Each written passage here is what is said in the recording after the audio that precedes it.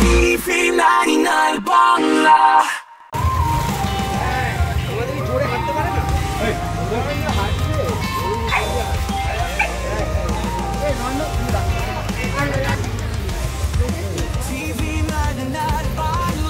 না না এক্ষুনি যাবো।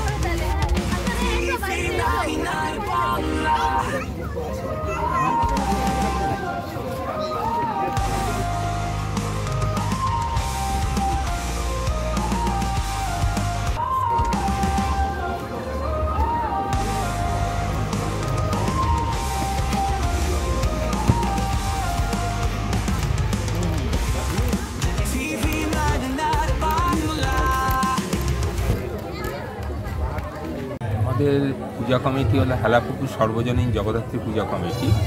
আমাদের এবছরের যে জগদ্ধাত্রী পুজো সেটা ৫৬তম বর্ষ।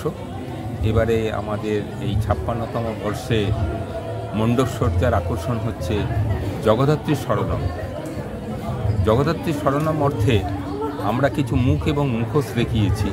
মুখোশ হচ্ছে একটা ভয়ঙ্করের প্রতীক, অমঙ্গলের প্রতীক। সেই ভয়ঙ্কর অমঙ্গলকে আমরা মায়ের কাছে সমর্পণ করতে চাইছি, এইটাই হচ্ছে আমাদের উদ্দেশ্য, এবং তার থেকে যে শুভ ফল সেটা যেন আমরা পাই।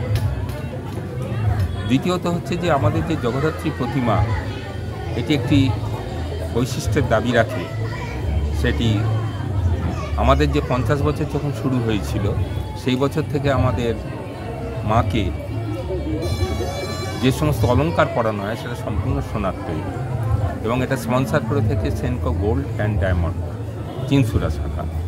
কিন্তু এবারে আমাদের আরও বিশেষত্ব হলো সেই সেনকো গোল্ড অ্যান্ড ডায়মন্ড শাখায় জুয়েলারি দিয়েছে, কিন্তু সোনার পরিবর্তে 14 ক্যারেট সোনার উপরেতে হীরক বসানো হয়েছে, ডায়মন্ড। এবং মায়ের পুরো সাজসজ্জা সেইভাবে তৈরি হয়েছে। শুধু মায়ের বা নয়, সিংহ এবং হাতিতে যে সমস্ত অঙ্গসজ্জা দেওয়া হয়েছে সেগুলো কিন্তু হীরকখচিত। এইটাই আমাদের এবারে বিশেষত্ব। এবং যে শোভাযাত্রা আমাদের হবে সেখানেতে যে আলোকশিল্পী পিন্টু মুখার্জি, আমরা যে শোভাযাত্রা বার করব আগামী 1 নভেম্বর তারিখে সন্ধ্যায়, তাতে কিন্তু আমাদের একটি বিশেষ চমক থাকবে, যেটা আমি এখন এই মুহূর্তে প্রকাশ করছি। আপনাদের এই মণ্ডপ শিল্পী কে ছিল? মণ্ডপ শিল্পী হচ্ছে জাতীয় পুরস্কারপ্রাপ্ত শিল্পী, তিনি এখন স্বর্গীয় হয়ে গেছেন, বাদল পাল। বাদল পালের সুযোগ্য পুত্র অমল কৃষ্ণ পাল, তিনি আমাদের মৃৎশিল্পী, প্রতিভা শিল্পী। আর এই মণ্ডপের মণ্ডপ সজ্জা করেছেন তিনি আবার রাষ্ট্রপতি পুরস্কারপ্রাপ্ত গৌরাঙ্গ কুইলা, পূর্ব মেদিনীপুরে গৌরাঙ্গ কুইলা। বলা যাবে না এই জন্য, মানুষ আগে থেকে যদি জেনে যায় সেটা কি দেখানো হবে তাহলে তার আকর্ষণটা অনেকটা কমে যায় বলে আমরা মনে করি। সেই জন্য প্রসেশনটা যখন শুরু হবে তখনই তারা দেখবেন যে সেই চমকটা কি। এখন যদি আমি বলে দিই সেটা সকলে জেনে যাবেন যে হেলাপুকুর এই জিনিস করছে। এটা সারপ্রাইজ দিতে চাই। সারপ্রাইজ তো নিশ্চয়ই। গতবারও আমাদের সারপ্রাইজ ছিল, প্রসেশনের প্রধান আকর্ষণ ছিল, যেটা সারা ভারতবর্ষ কেউ করতে পারেনি। আর.ডি. বর্মনের যে গ্রুপ, মিউজিশিয়ান গ্রুপ, যেটা বিভিন্ন বড় বড় স্টেজে করে থাকেন যারা অনুষ্ঠান, তারা কিন্তু আমাদের প্রসেশনে অংশগ্রহণ করেছিলেন এবং সারা রাত্রি লাইভ তারা কিন্তু বাজিয়ে গিয়েছিলেন।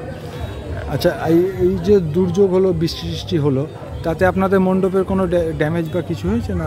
মণ্ডপের অল্প বিস্তর তো অসুবিধা হবেই, যেমন বৃষ্টি হওয়ার পরে অনেক জায়গায় ভিজে গিয়েছে, বিভিন্ন জায়গায় পুরো মণ্ডপটাই আমাদের কার্পেটে ভরা রয়েছে, সেই সমস্ত কার্পেট ভিজে গিয়েছে। যে সমস্ত চেয়ার ইত্যাদি রয়েছে বসার, সেগুলো কাপড়ের আচ্ছাদন রয়েছে সেখানেও ভিজে গিয়েছে, অসুবিধে হয়েছে। এবং ড্যামেজ কন্ট্রোলের জন্য আপনারা কি করছেন? ড্যামেজ কন্ট্রোলের জন্য সেইগুলো শুকোনোর ব্যাপারটা তো কিছু করা যাচ্ছে না, অটোমেটিক্যালি সেগুলো শুকোবে। যদি আরও বৃষ্টি হয় সেটা আরও ভিজবে, বলা যাচ্ছে না এখন আকাশের অবস্থা কী হবে। প্রাকৃতিক দুর্যোগের কথা আমাদের হাতে নয় সেটা। আপনার নামটা? আমার নাম কানাই ঘোষাল। আপনি কি পদে আছেন? আমি উপদেষ্টা হিসেবে আছি।